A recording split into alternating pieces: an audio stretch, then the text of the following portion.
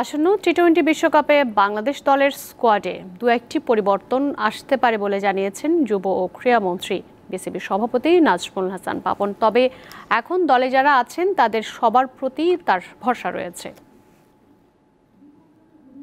দুপুরে সাভারের শেখ হাসিনা জাতীয় যুব উন্নয়ন ইনস্টিটিউটে 5 দিনের যুব মতবিনিময় সভার উদ্বোধনী অনুষ্ঠানে তিনি একথা বলেন। বাংলাদেশ জিম্বাবুয়ের সিরিজে দলের পারফরমেন্স নিয়ে মিশ্র প্রতিক্রিয়া জানানোর পাশাপাশি সাকিব মোস্তাফিজ দলে যোগ দিলে পরিস্থিতি আরও ভালো হবে বলে বিশ্বাস তার।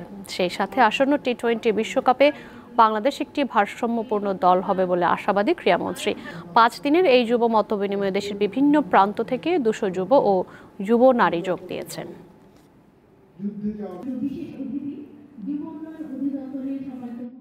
আমি মনে প্রাণে একটা জিনিস বিশ্বাস করি যে এখানে যারা আছে তারা যদি তাদের খেলাটা আসলে খেলতে পারে, সাধারণত তাদেরকে যেই দলে নেওয়া হয়েছে তারা যদি তাদের খেলাটা খেলতে পারে তাহলে ভালো খেলা হবে। আমার মনে হয় যে একটা ব্যালেন্স টিম যাচ্ছে, সব কিছু নির্ভর করবে ওই দিন তারা কেমন করে খেলে। মানে ওরা যদি ওদের খেলাটা খেলতে পারে যে কোনো দলের সাথেই ভালো খেলার কথা।